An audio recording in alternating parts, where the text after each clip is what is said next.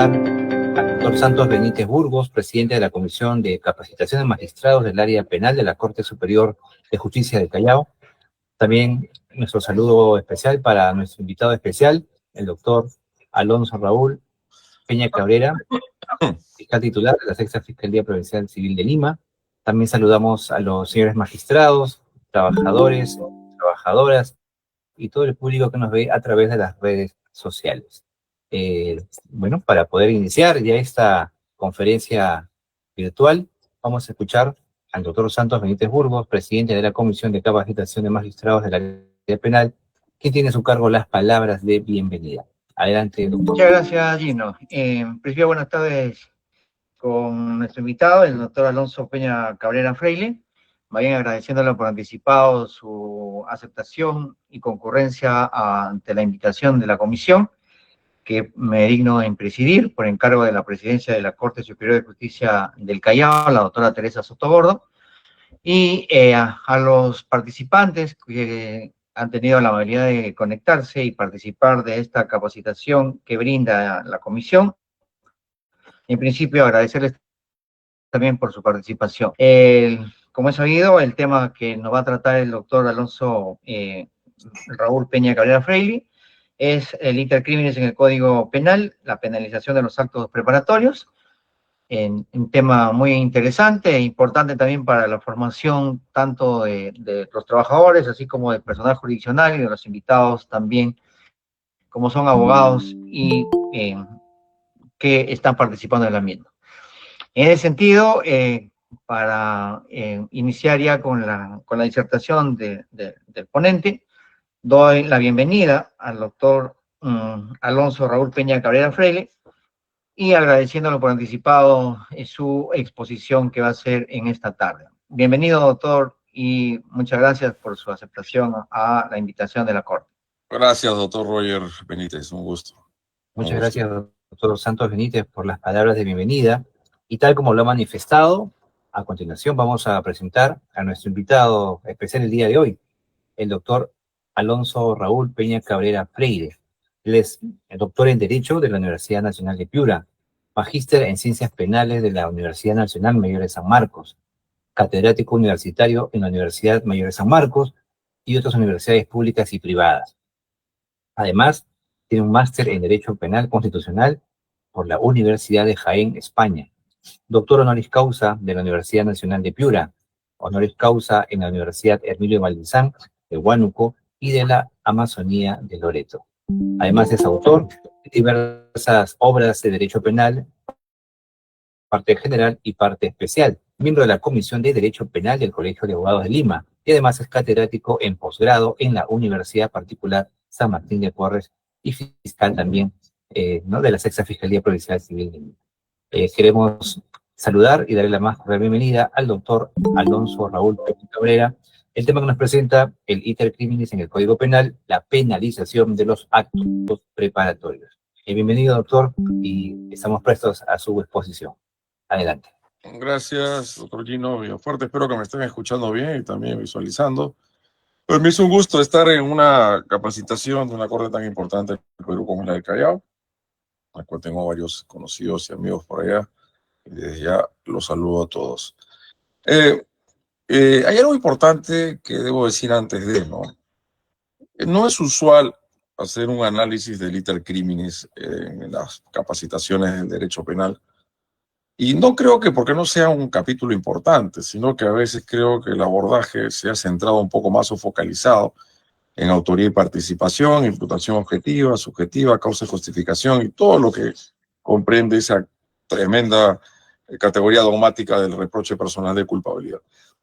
Pero como lo veremos hoy en día, esta capitulación de la teoría del delito resulta siendo importante no solamente únicamente una perspectiva dogmática, sino también político-criminal. Pues es evidente que en los últimos años lo que ha sucedido en el Perú, ante las circunstancias que vive este país, ante la inseguridad ciudadana, ante lo que implica, obviamente, algunos crímenes de sangre, lo que implica los efectos devastadores del crimen organizado, de las bandas criminales.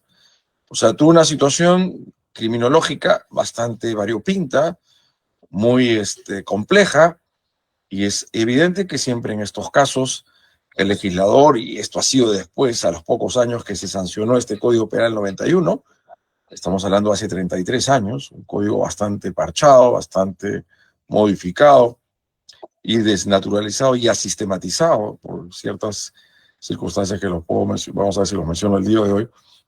Entonces, esta descripción criminológica que acontece en el Perú hace muchos años implica siempre algo importante.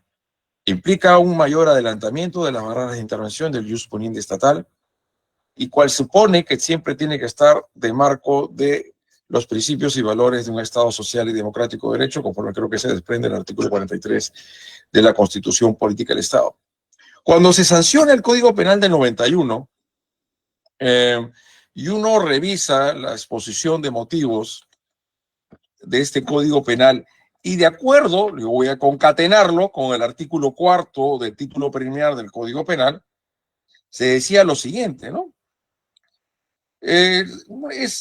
Alguna norma propuesta, innovativa, la imposición de la pena solo acontece en la lesión a la puesta en peligro de un bien jurídico. Solo la lesión a la puesta en peligro de un bien jurídico. Cuando decimos solo la lesión a la puesta en peligro de un bien jurídico, y vamos a un grado de objetividad antijurídica o antinormativa, hemos de referirnos, claro, en principio solamente haríamos la consumación y la puesta en peligro, lo que dice mismo la exposición de motivos, ¿no? A diferencia del Código Penal 24, la tentativa, que está regulado en el artículo 16 de la parte general del Código Penal, y en un principio nosotros lo mencionamos, que lo reconocimos como una circunstancia atenuante privilegiada, pero ya luego la Corte Suprema se ha encargado de asumir una postura como un factor disminuyente de punibilidad, que inclusive dice claramente que no puede aplicarse el sistema de los tercios en este caso. Y luego haremos lo que es la progresividad delictiva. Este grado de la progresividad delictiva es importantísima, de cómo es que estas anticipaciones han repercutido o incidido en la punición o punibilidad de determinados comportamientos.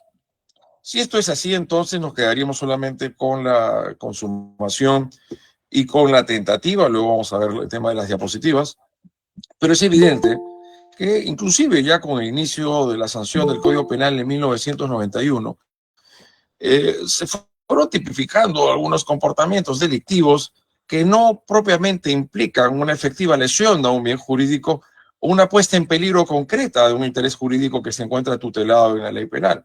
El Código Penal de 91 obviamente dice que la vida, el cuerpo y la salud dentro de una vocación humanista, ¿no?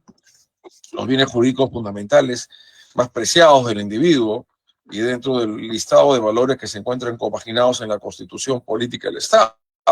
Y es por lo general ante los delitos que lo acabo de mencionar, delitos contra la vida, el cuerpo y la salud, que la tipificación se corresponda con un delito de resultado. Pero evidentemente un constructo político criminal que tiene que tomar en cuenta no solo el ser humano como un ente individual, sino como un ser social, y las diversas interactuaciones que nosotros, hombres o mujeres, tenemos que realizar eso, y cada vez son mayores y son más diversas, y una proliferación de actividades socioeconómicas y culturales. Entonces, es a partir de ello que esa coexistencia social pacífica se supone que tiene que cautelar el derecho penal, implica el reconocimiento de bienes jurídicos supraindividuales, macrosociales o colectivos. Y no voy a dejar a un lado en este momento el sistema financiero, económico, monetario, lo que significa el medio ambiente, los componentes ambientales o el tema ecológico, sino ya propiamente a partir de lo que es la seguridad y la paz pública, ¿no? Y de cuño implicó ya siempre en las construcciones, no solamente del Perú, sino en cualquier legislación penal moderna, de que había que construirse los tipos penales de peligro abstracto, ¿no? O de mera actividad. Y son dos ejemplos muy palmarios, que es la tenencia legal de armas, que tiene un montón de ramificaciones más allá del 79, y lo que es la conducción bajo influencia de alcohol o sustancias. No es un delito bajo el estado de ebriedad, ya no es así, no, ya al momento que el legislador bajó la valla y puso 0.25 en el caso de conductores de transporte público, 0.5 es solamente influencia de alcohol o sustancias, no es necesario acreditar a nadie que esté ebrio. Y obviamente estos dos tipos penales en el marco de la seguridad pública tipifica un delito de peligro abstracto. Ni siquiera es peligro concreto, es abstracto. Se supone que un grado de abstracción se valora un comportamiento, que una persona bajo esos grados de alcoholemia ya no va a estar en las facultades psicocognitivas suficientes para poder conducir su vehículo con toda normalidad y sin poner en riesgo los bienes jurídicos del resto de las personas que concurren en el tráfico. En el caso de las armas, obviamente, que tiene que haber una aptitud y idoneidad de estos instrumentos que son riesgosos, que han sido creados y diseñados para generar muertes y lesiones dentro de lo que el Estado tiene todo el derecho de enfrentar a la delincuencia y les pone las armas de fuego aquí a la policía, a las Fuerzas Armadas, estados excepcionales y obviamente que inclusive los mismos particulares que pueden ejercerlo a través de la legítima defensa. Entonces el Código Penal del 91 no solamente significó verdaderos estadios de lesión, sino también de puestas en peligro.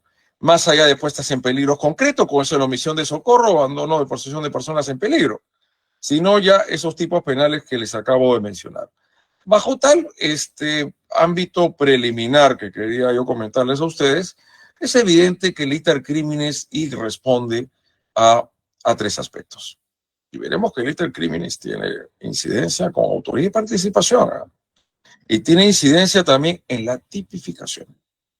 Como hemos señalado en algunos artículos de la materia, en lo que implica el iter criminis con el conflicto aparente de normas. Entonces, de hecho, todos ustedes han escuchado lo mismo, pero tengo que decirlo, porque no puedo obviarlo, no puedo prescindirlo, de ninguna manera. Ideación, resolución y deliberación, ¿dónde está? En la parte interna. Lo que pasa por acá, en la mente humana.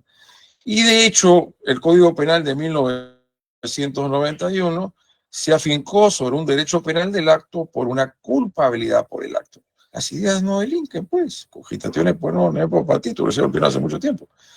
Pero esto requiere una revaloración a la luz de dos delitos.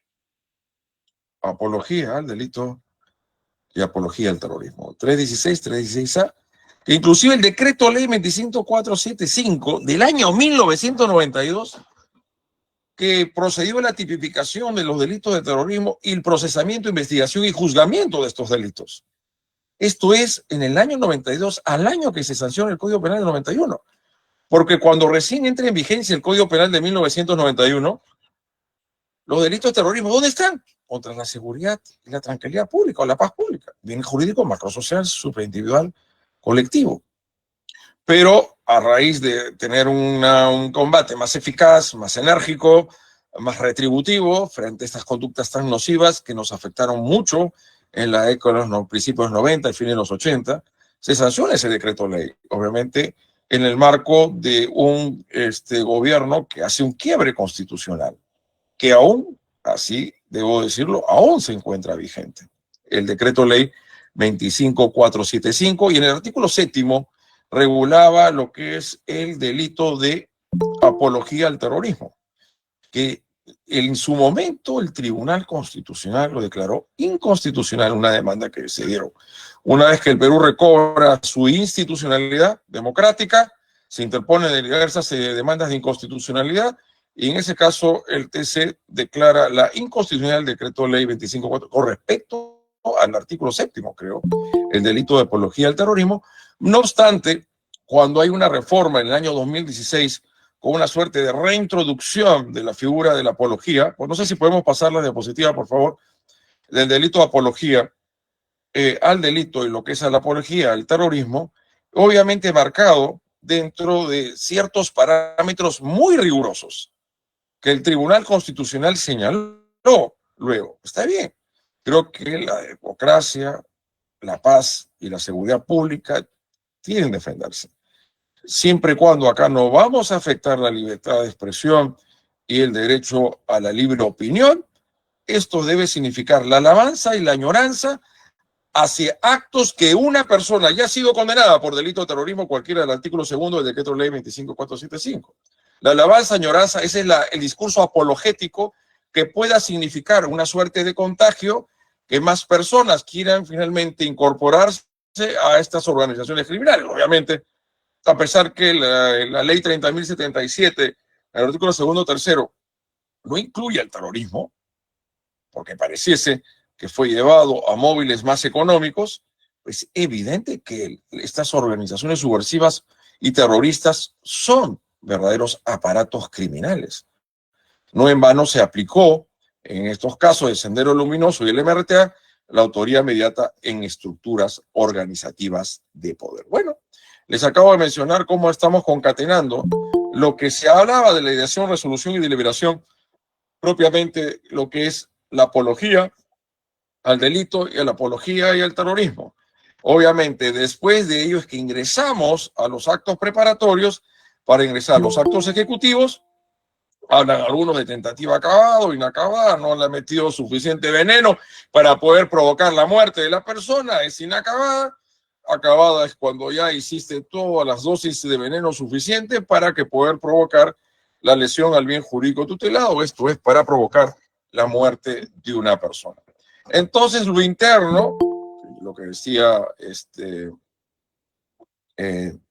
Freud a Dostoyevsky, de que él abrigaba un sentimiento parecido de su padre, ¿no? Quería matar a su padre, pero mientras que las ideas no se externalicen en actos concretos, yo les acabo de mencionar la excepción dentro de un marco importante dentro de la finalidad político-criminal legítima de proteger la seguridad y la paz pública con la penalización de los delitos de apología al delito y apología al terrorismo. Entonces, esto es la fase interna, ¿no? ¿Y cuál es la fase externa? Nuevamente lo reitero, la fase externa, siguiente por favor, es actos preparatorios, ejecución y consumación. Hablaremos un poco qué significa el tema de los actos de agotamiento.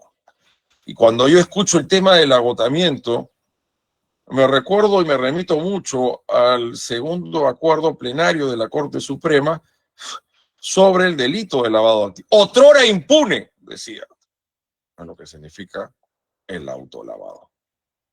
Y lo que veremos, evidentemente, dentro de este cuadro, cómo es lo que puede suceder una vez que se consumó ya el delito. ¿Cuándo se consume el delito?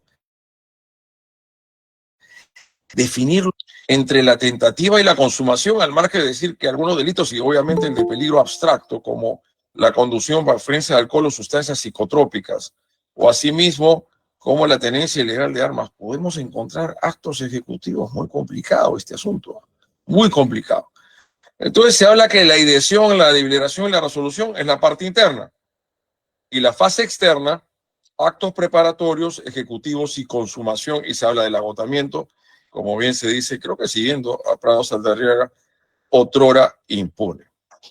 Ahora bien, entonces, en este marco político criminal y que se da en el Código Penal de 1991, había que verse la pregunta con respecto a los actos preparatorios. Porque se dice que recién con los actos ejecutivos, aquel que da inicio a los actos ejecutivos, que el delito que decidió cometer sin llegar a consumarlo, por actos ajenos a su voluntad, es la tentativa, distinto es el desistimiento voluntario, hace todo el esfuerzo que es necesario para evitar que se produzca una mayor lesión al bien. Hay un verdadero arrepentimiento, que le viene un rayo en la cabeza y dice, ¿qué estoy haciendo? Y dice, no sigo por adelante, siempre y cuando realice actos positivos que eviten que se afecte este bien jurídico, lo que es el desistimiento voluntario. El asunto entonces son los actos preparatorios, ¿no? Yo le voy a decir algo muy sincero, ¿no? Lo siguiente, que es evidente que en el Código Penal y a través de las diversas modificatorias que se han producido, existe lo que se llama la progresividad delictiva, de lo menos a la más. Sin tomar en cuenta lo que es el decreto legislativo 1323, que incorpora el artículo 122A a la parte especial del Código Penal, con respecto a la salud humana. Obviamente, la construcción era la siguiente, una delimitación de un punto de vista cuantitativo del grado de afectación al bien jurídico de la salud humana, más llevado a la salud desde un punto de vista fisiológico, estructural, anatómico. Era faltas contra las personas, lesiones leves y lesiones graves. Aunque el 444-41 señala que los medios empleados son ya de cierta manera lesivos o aptos para poder una grave afectación, entonces esto ya se tipifica como lesiones. Y se hablaba de esta delimitación de las lesiones a partir de los 10 días de asistencia facultativa. 10 días para adelante. Eran 30, me parece, para que sean lesiones graves. Esto ha bajado a los 20 días. Y obviamente, en el caso de lesiones intrafamiliares o contra integrantes del grupo familiar, disculpen, o contra una mujer por su sola condición de tal, basta que sea un día.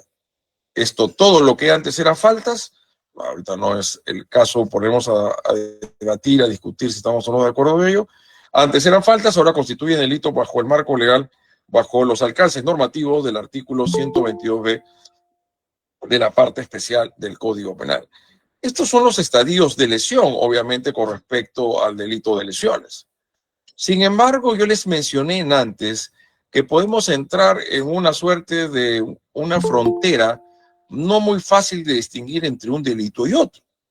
Pues sabemos que existen muchas muertes de mujeres, sobre todo en manos de hombres. No voy a discutir tampoco el feminicidio como un delito común y delito especial.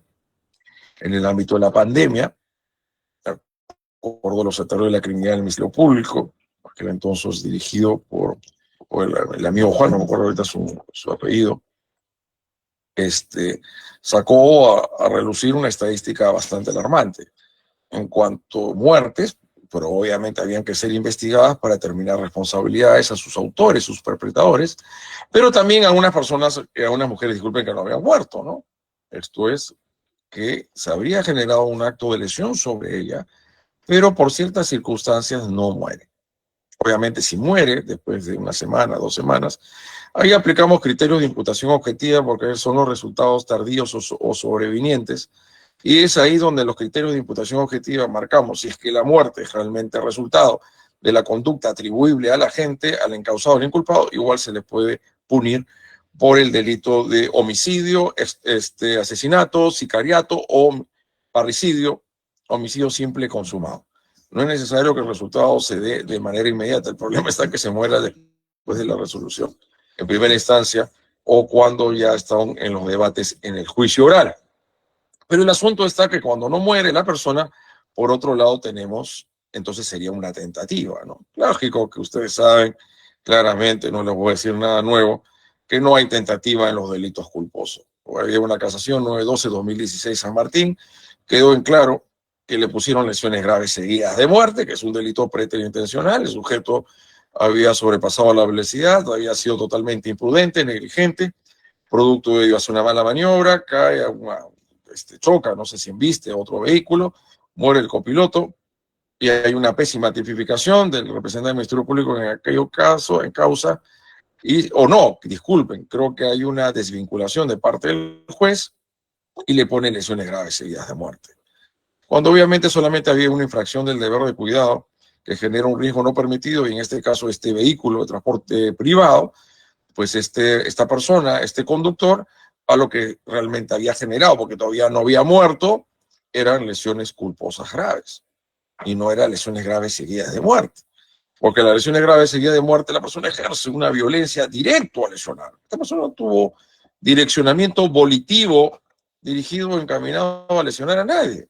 Hubo una infracción del deber de cuidado que generó un riesgo no permitido, y esto significó la causación de un evento lesivo, esto es, las lesiones graves de la víctima.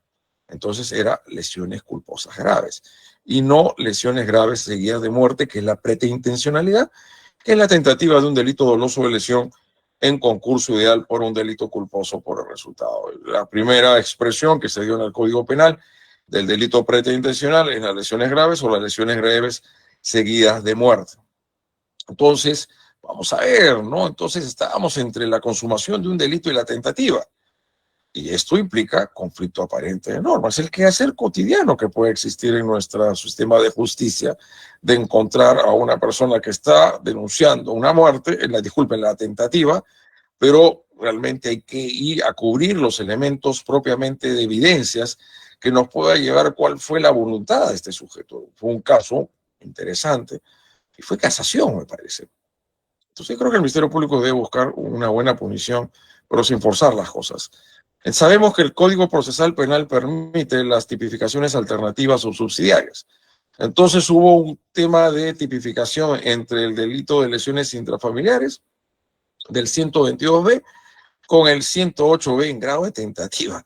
Entre la tentativa de feminicidio, que puede alcanzar entre los 15 y 20 años, ingresamos a una dosimetría o una diferencia punitiva abismal, si lo queremos llevar con el 122B, porque el 122B, fuera de las agravantes, es no menor de 1 ni mayor de 3.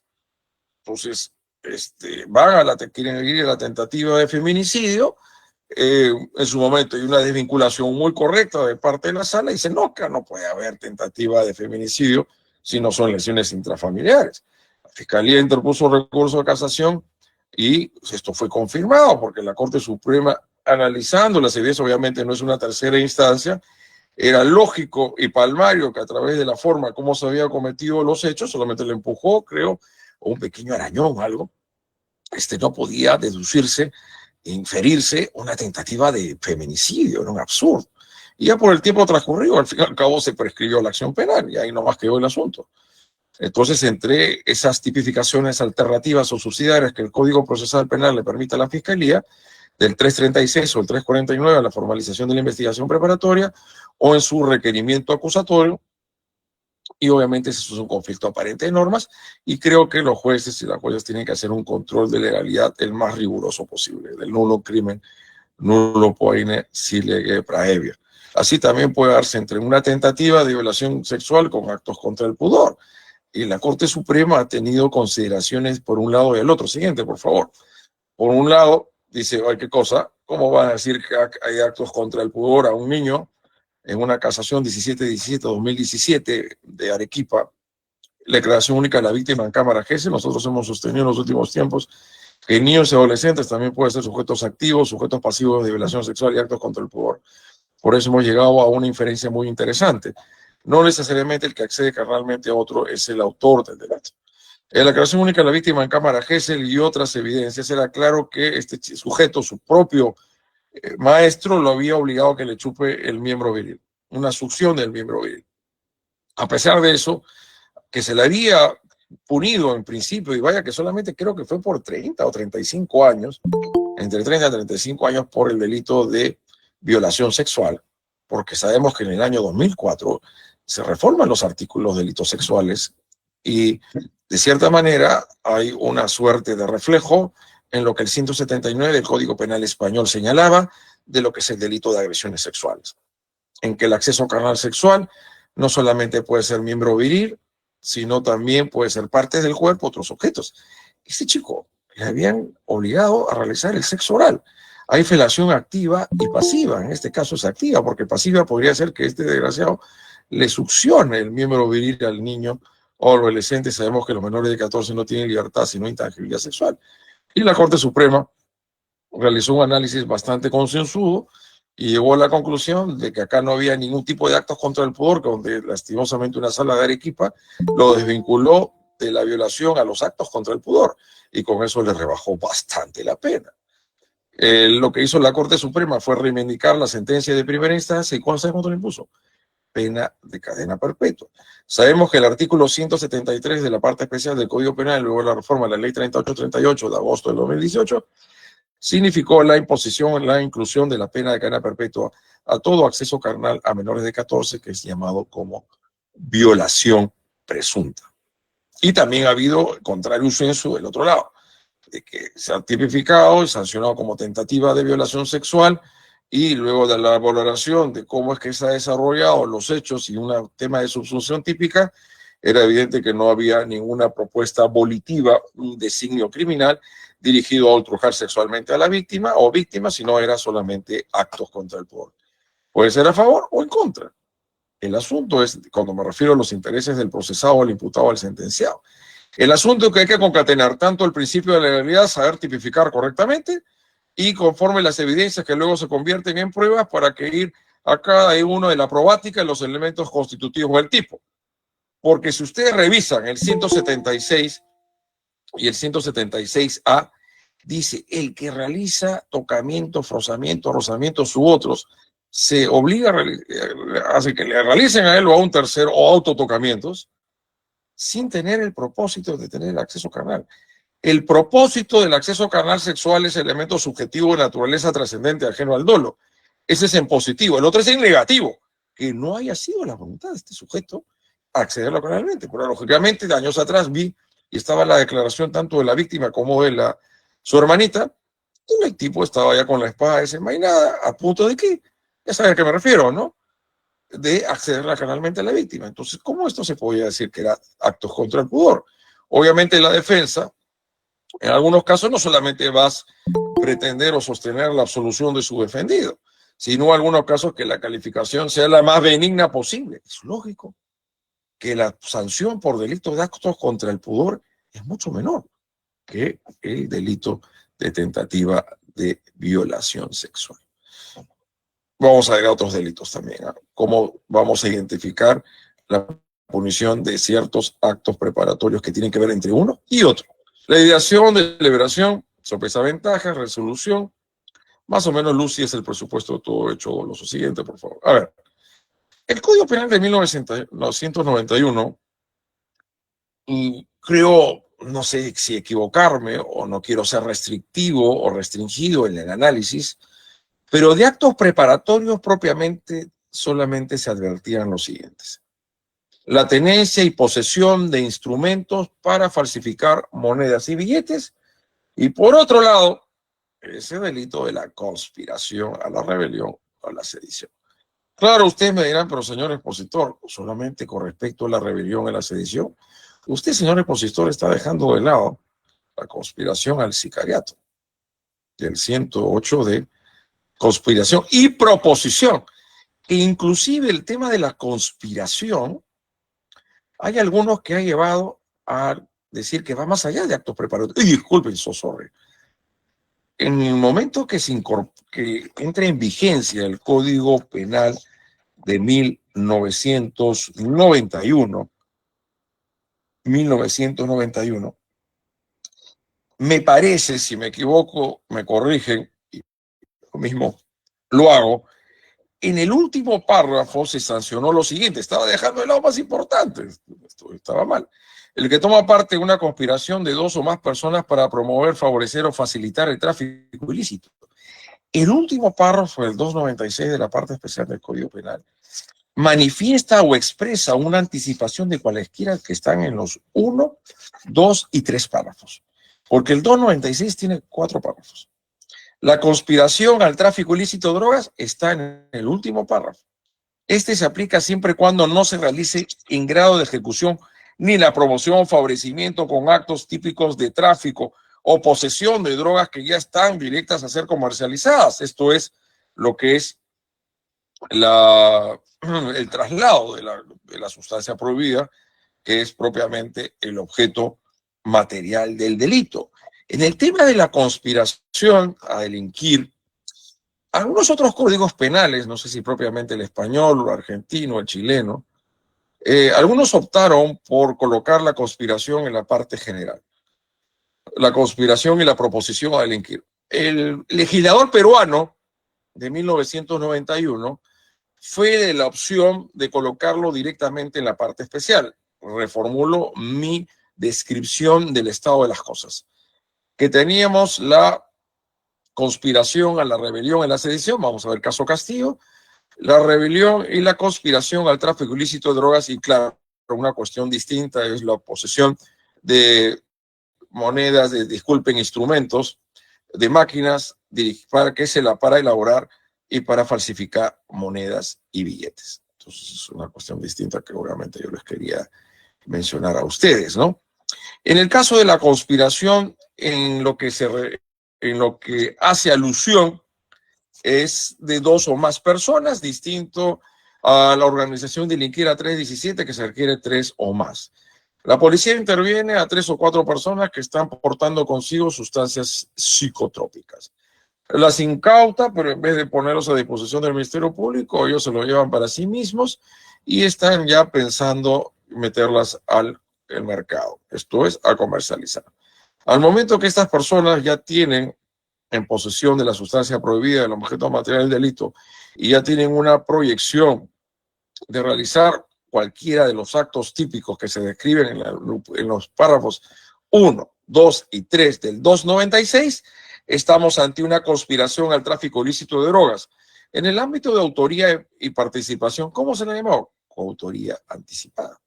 No olvidemos que la coautoría significa que tiene que haber dos o más, a partir de dos para adelante. Una confluencia de voluntades.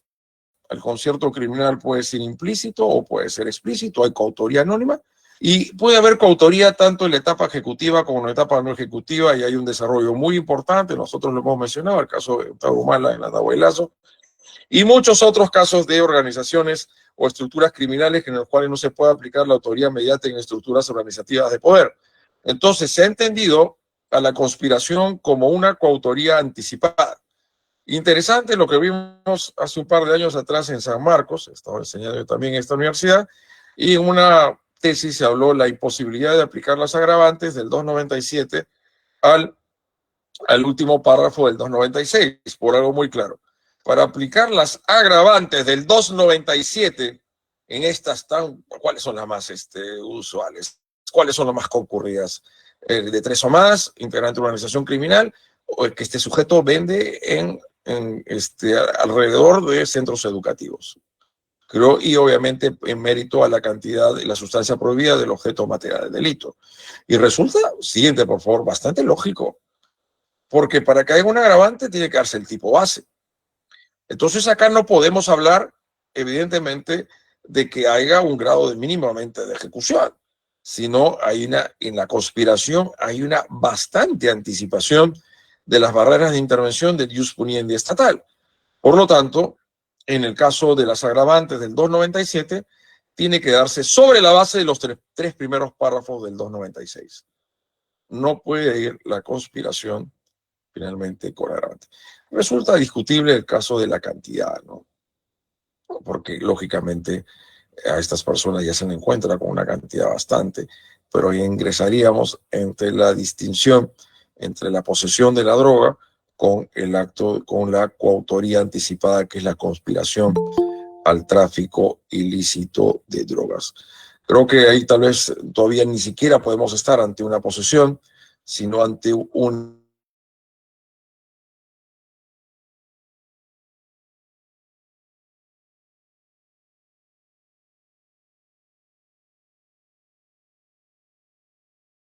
ya proyección de obtener luego. El Código Penal de 1991 fue marcando una pauta político-criminal importante, ¿no? Nosotros hemos considerado lo siguiente, pueden ser posiciones o posturas distintas, de que la necesidad de criminalizar o penalizar los actos preparatorios obedece a un factor político-criminal muy claro. ¿Cuál es esa consideración político-criminal? La protección, fortalecer la protección punitiva de bienes jurídicos muy importantes. Y fíjense, ¿y cómo marca la pauta? El tema criminológico. Porque en el año 2015, un gobernante, no voy a decir que no vale la pena para que darle el nombre, se promulga y se sanciona el decreto legislativo 1181, por el cual se incorporan los artículos 108C y 108D a la parte especial del Código Penal. El 108C penaliza el delito de sicariato de una manera más específica y desarrollada que el delito de homicidio por lucro. Y en el 108D se regula lo que es la proposición y conspiración al sicariato, ¿no? Le van a proponer a una persona que sin necesidad de que esta, o ofrecimiento o proposición al sicariato, si la otra acepte o no.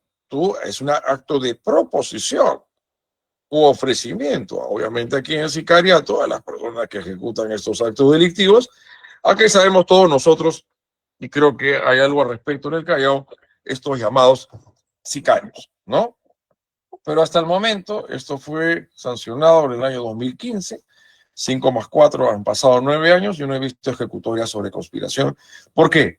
No es que significa que en este país vaya que hay un montón de sicariatos, lo vemos a luz del día. El año pasado creo que en San Miguel, entre febrero, marzo, en verano, bajando un vehículo como 3, 4 sujetos, o 5, y acribillan en un carro a los que estaban dentro, creo que mueren a 5 o 6 personas, lo que solamente queda sobrevivido una de ellas. Entonces, no es que no se cometa sicariato, lo que pasa es que ya los agarran en grado de ejecución luego de haber matado a sus víctimas. Porque si ya advierten, hay evidencias más que palpables, más aún flagrancia delito, que estos sujetos han acribillado y disparado contra una o más personas, le vas a aplicar el 108C y no el D. Y esto en mérito al principio de absorción o de consunción. La progresividad delictiva significa que tú vas a recoger el mayor grado de disvalor. Si una persona fue asesinada mediante varios certeros golpes de puño en la cara u otros órganos sensibles del cuerpo, le vas a aplicar solamente el homicidio, las lesiones ya dejan de lado. Si este sujeto, obviamente, en ese mismo acto, antes de exceder carnalmente a su víctima, le tocó sus órganos genitales, le vas a aplicar tanto violación sexual como acto, no creo. ¿Qué principio es que aplicamos ahí de absorción o de consunción? Absorción o consunción. El homicidio absorbe las lesiones. De hecho que sí. La violación sexual absorbe los actos contra el pudor. Para mí también el delito de colusión ilegal absorbe la negociación incompatible con el cargo. Vayamos a ver el tema entre los cohechos con el delito de tráfico de influencias. Estamos siempre ante un grado de progresividad delictiva del menos a más. Obviamente ya lo que un comportamiento ya viene a describir un acto mismo, ya lo va absorbiendo. Como fue en el caso del 108C y 108D, a su vez, obviamente, en el caso del tráfico ilícito de drogas y la minería legal, el fundamento del siguiente. Estos delitos tienen tanto el tráfico ilícito de drogas como minería legal, es un proceso, son eslabones, son etapas. En el caso del tráfico ilícito de drogas hay lo que es las plantaciones, la dormidera, cannabis sativa, la hoja de coca. Hay propiamente los insumos químicos fiscalizados que se requieren para poder elaborarlos y ya hacer finalmente la elaboración de las sustancias para poder colocarlas en el mercado de consumidores. Y es por ello, no sé si recuerdo, creo que fue después, en el 296A, ya se habla el que promueve, favorece, financia, facilita o ejecuta actos de siembra, cultivo de plantas de amapola, dormidera, de especie somnífero o de marihuana.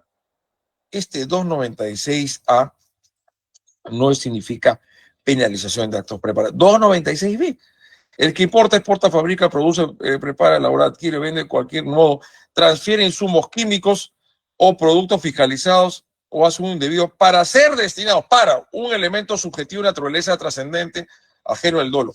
Tanto el 296 como el 296B es penalización pura de actos preparatorios,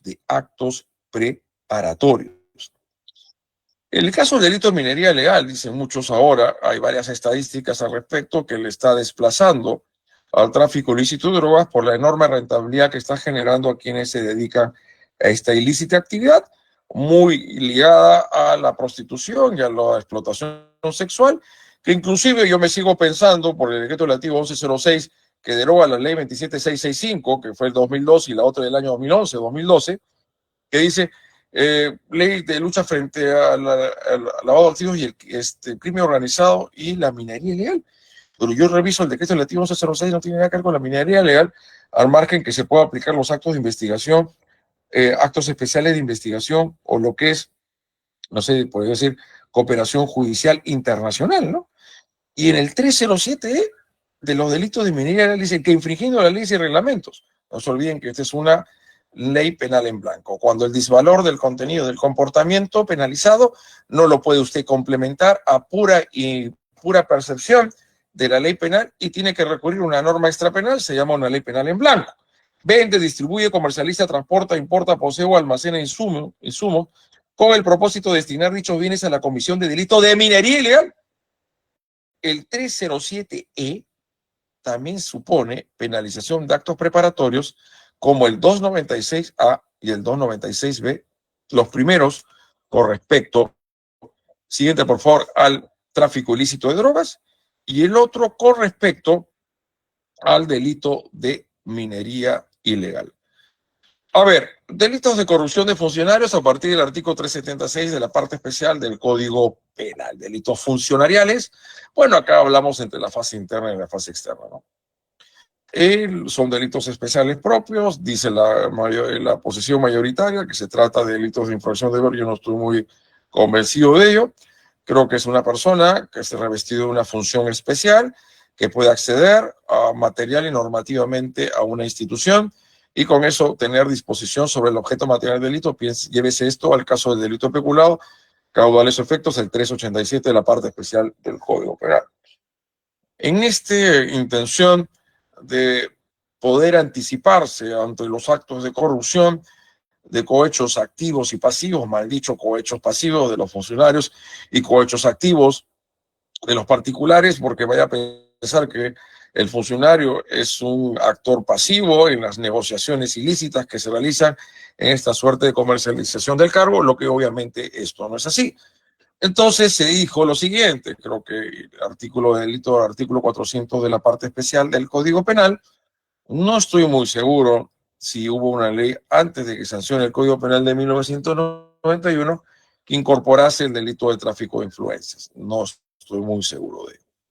Entonces, el delito de tráfico de influencias, a diferencia del delito de cohecho activo y pasivo, bueno, dejemos el cohecho pasivo, es un delito común que puede ser cometido por cualquier persona. Sin embargo, todos los delitos de cohechos pasivos son delitos especiales propios, porque para ser autor de efectos penales se requiere cumplir con las características y condiciones que se exige el tipo penal a partir de las descripciones típicas previstas en el artículo 393 y siguientes del Código Penal peruano de 1991. Lo que se tutela propiamente los delitos de cohecho es la objetividad y la legalidad de la función pública y la proscripción de la privatización del cargo público que desempeña y ejecuta el intraneus cualificado, en este caso de los llamados cohechos pasivos, ¿no? Entonces, no solamente acá en el Perú, sino en muchos lugares del mundo, vean ustedes, Pérez, ¿cómo se llama? Pérez Infanzón, no, Pérez, no me acuerdo ahorita, un colombiano decía que tan importante es la necesidad de penalizar los delitos de tráfico de influencias, porque con ello hay una suerte de anticipación a una probable proyección de un delito de cohecho. En el sentido de que ya se va negociando, o sea, hay ciertos grados de intersecciones, un pacto celeris, entre una persona que dice, yo tengo muchos contactos, yo conozco a tal y tal, pero tienes que darme tanto dinero para poder interceder.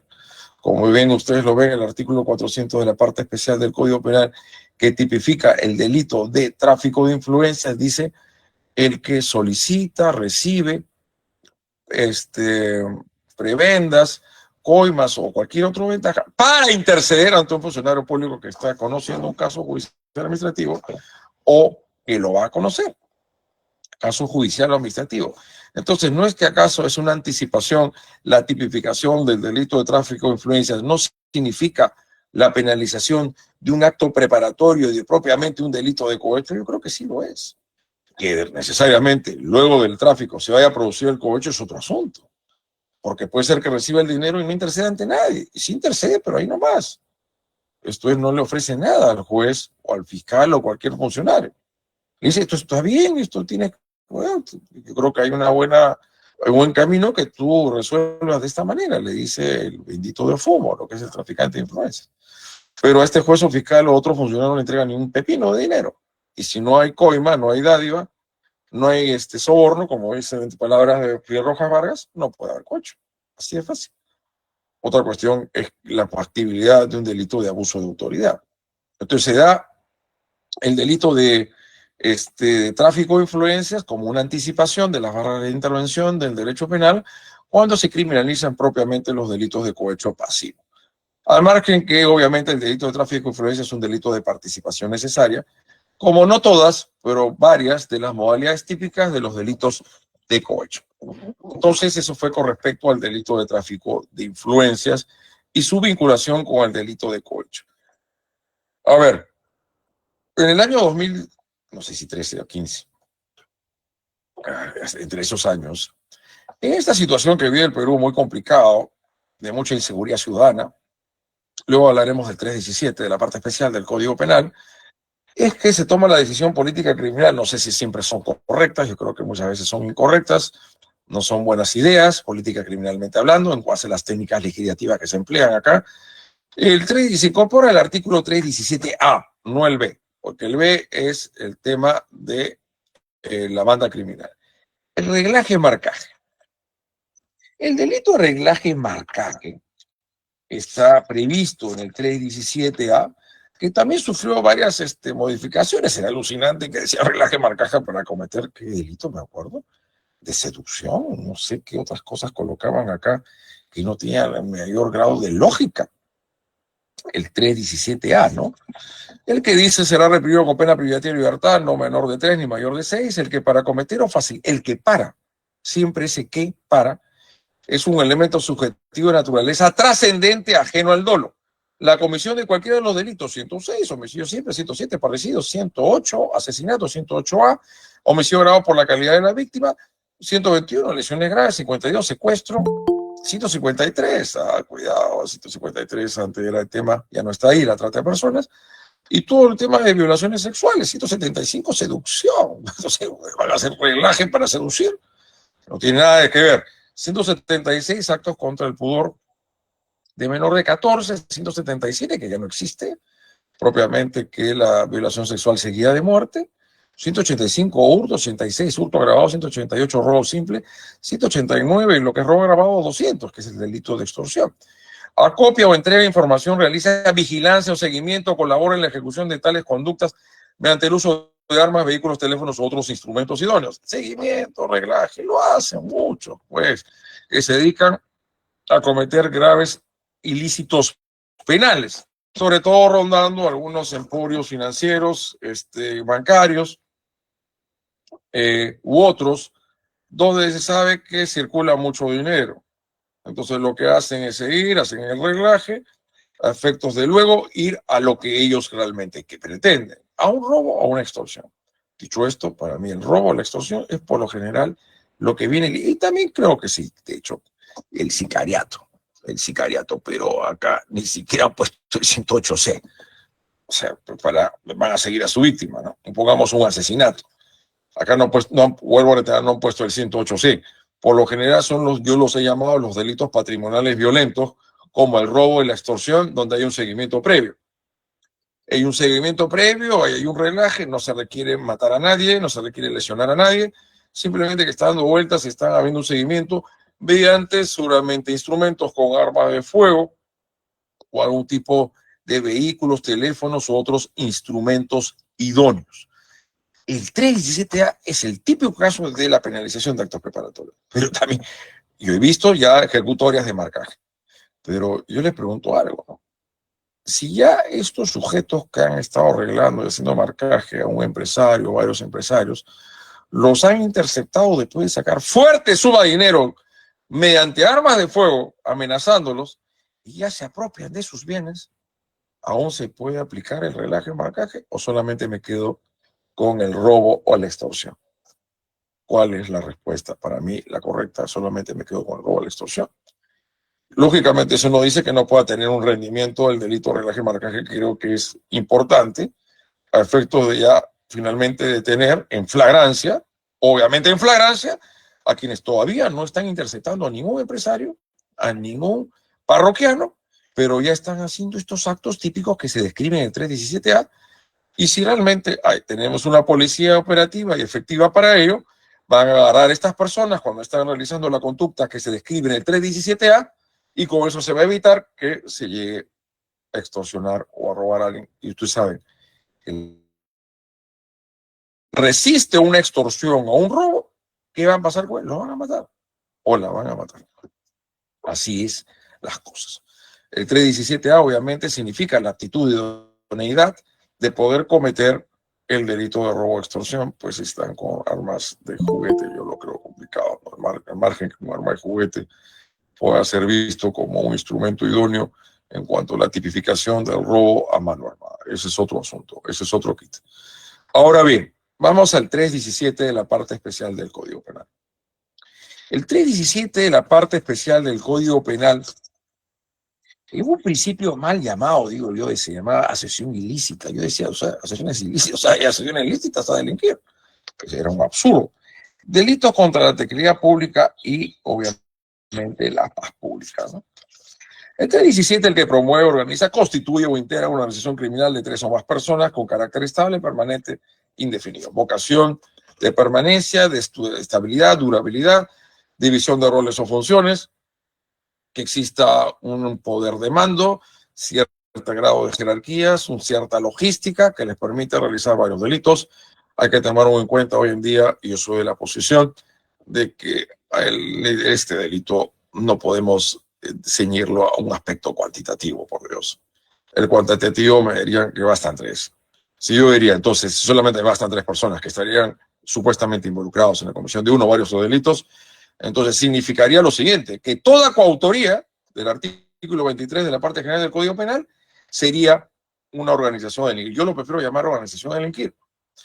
Y que ha habido en el año 2016 una reforma, en una cohesión entre el 317 con el artículo 2 de la ley 30.077, ley de lucha frente al crimen organizado, que también hay un proyecto de reforma.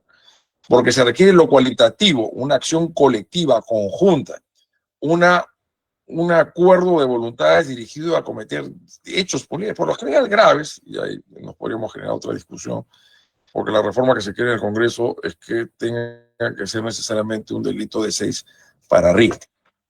El 317 de la parte especial, y que tiene que decirse de manera correcta, organización a delinquir, implica un injusto sistema de organización, estructural plenamente.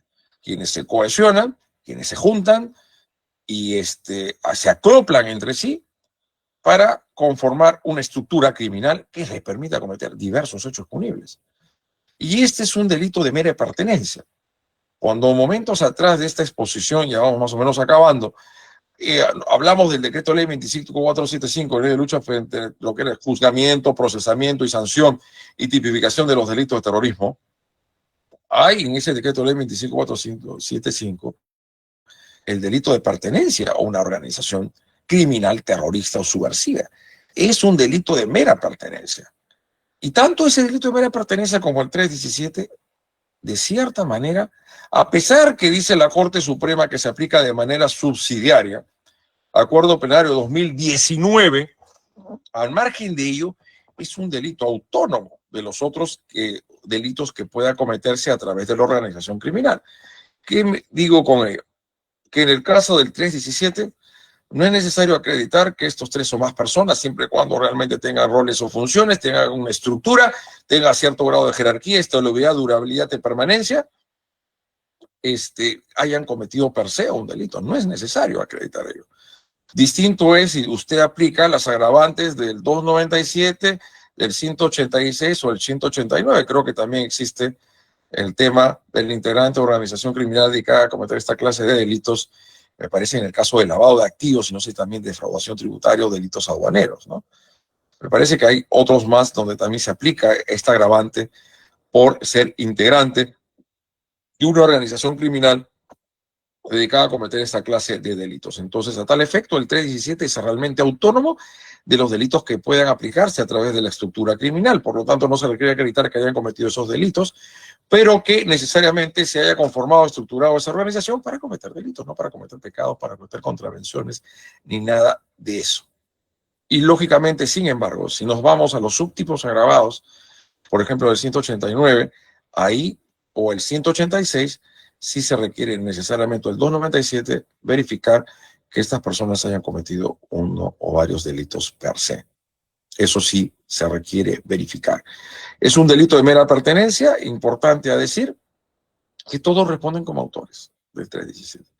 Ahí no existe autoría y participación identificable. Todos autores.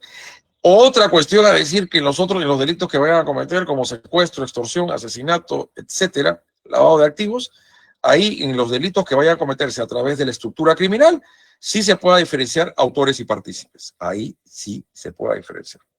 Ahora bien, 2 puntos muy importantes en cuanto al tema de delitar crímenes con autoría y participación. Una vez que el delito se consumó, ya no se admiten formas de participación delictiva. Ya fue. Sabemos todos nosotros que existen 3 figuras delictivas que han adquirido una enorme importancia, tal vez uno más que otros, en los últimos años. Me refiero a la receptación, el lavado de activos y los delitos de encubrimiento. Estos tres delitos tienen en común lo siguiente, que solamente pueden aparecer una vez que se ha cometido un delito previo. Si es que no hay un delito previo que se haya cometido, no puede haber ni encubrimiento, no puede haber ni receptación ni lavado de activos. Obviamente con la particularidad del lavado de activos que sí se tipifica el autolavado, cuestión distinta a saber, creo que el encubrimiento es clarísimo, que no puede responder por encubrimiento el que cometió el delito previo, y tampoco no me parece razonable que aquel cometió el hurto y el robo y se apropió de las autopartes, de los iPads, de los celulares, de las joyas, etcétera, puede a su vez también responder por el delito de receptación. No me parece coherente desde una posición dogmática. Entonces, una vez que el delito se consumó, ya no se admite en forma de participación delictiva, aparecen estos delitos autónomos. Sin embargo, puede haber particularidades o excepciones a la regla, como el delito de secuestro o el delito de usurpación por despojo, que son delitos de efectos permanentes en el tiempo. Una vez que se sigue prolongando los efectos antijurídicos por obra y gracia del autor o de los coautores, pueden admitirse partícipes. Si A y B son los quienes privaron de su libertad al empresario, primero lo colocan en la casa de C, ya la policía está detrás de sus pasos, vamos a cambiarlo de lugar y lo colocan ahora en la casa de D. C y D son cómplices primarios o secundarios del delito de secuestro. Una vez que, vuelvo a reiterar, el delito se consumó, ya no se admite en forma de participación delictiva, dan lugar a estos tipos penales autónomos. Después de ahí un enriquecimiento ilícito no hay, que ya se consumó un incremento patrimonial significativo del sujeto activo, producto del aprovechamiento del cargo. A mi modo de ver, no puede haber participaciones punibles por el delito del 401.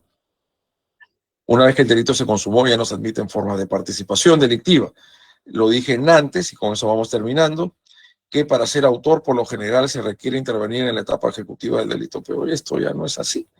De un punto de vista más material y normativo de autoría y participación, un agente que interviene en la etapa preparatoria puede fácilmente tener el codominio del hecho, organizar, estructurar de bandas que se dedican al robo, al tráfico ilícito de drogas, y en estos casos podemos aplicar plenamente la coautoría no ejecutiva. Bueno, dicho esto, agradezco sobremanera a nuestros amables organizadores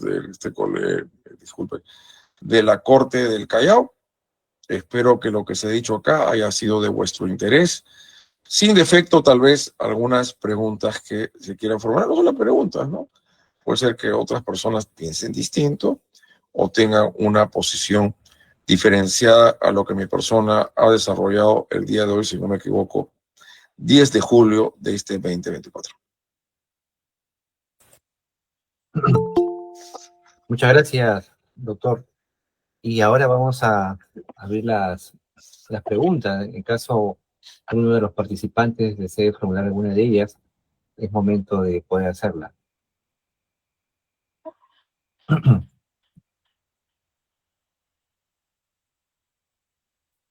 ¿Hay alguna pregunta o duda con respecto? Daniel Coyes Guarachi ha levantado la mano. Adelante, Daniel Roberto. Sí, buenas tardes. Saludando al ponente, el doctor Alonso Peña, yo quisiera preguntarle, él mencionó el tema del delito reglaje como un delito, ¿no? En el delito del crimen de actos preparatorios, y mencionó también en el plano subjetivo, en el elemento adicional al dolo, el elemento de tendencia interna trascendente.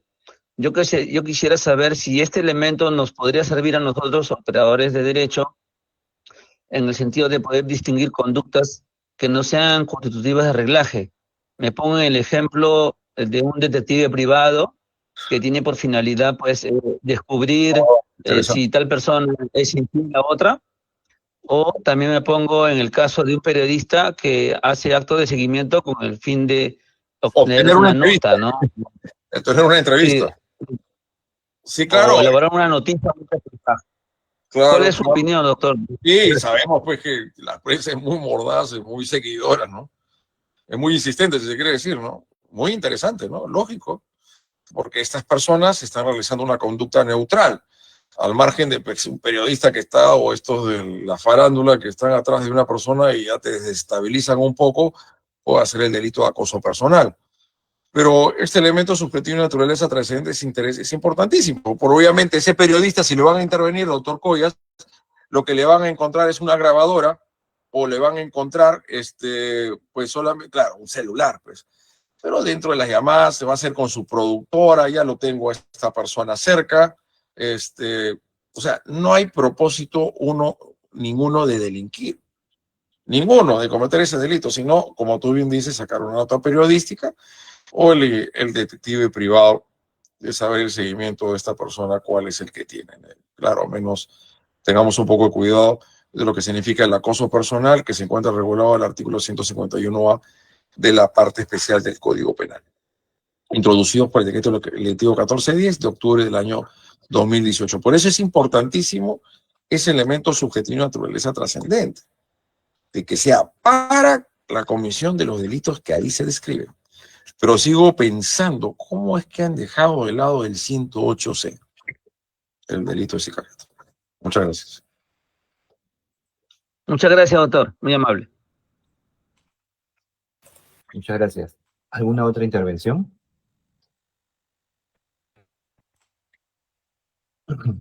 Asimismo, anunciarles que ya se está habilitando el formulario de asistencia en la sección de comentarios.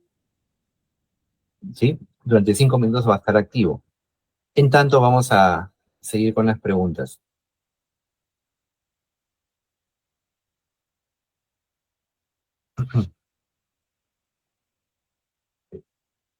Vamos a verificar si en las redes sociales también tenemos alguna pregunta para poder hacérsela conocer a nuestro invitado.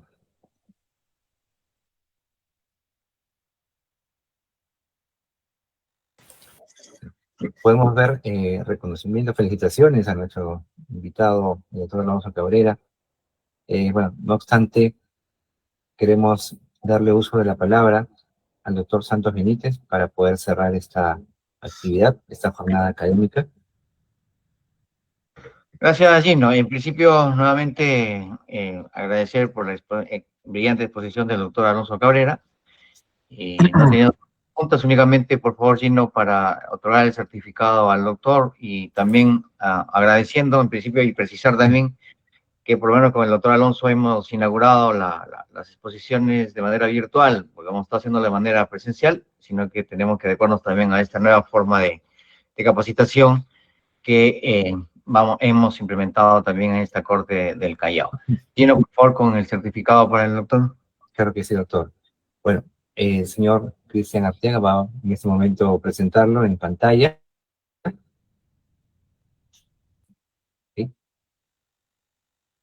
Muy bien, a nombre de nuestra Corte Superior de Justicia del Callao, se le otorga el presente certificado al doctor Alonso Raúl Peña Cabrera Freire por su participación como expositor de la conferencia El Iter Criminis en el Código Penal, la penalización de los actos preparatorios, evento organizado por la Comisión de Capacitación de Magistrados de la Corte Superior de Justicia del Callao el día 10 de julio del presente año, de manera virtual.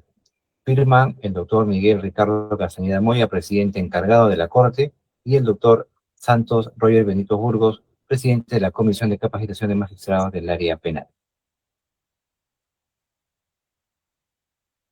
Muchas gracias, doctor. Alonso, por favor, el certificado se le va a hacer llegar a su correo electrónico, mañana agradeciéndole nuevamente por esa deferencia con la Corte. Así que esperemos que en otra oportunidad nos pueda acompañar también en otra capacitación, en otro tema, y tal vez ya con sus tiempos para que sea de manera presencial.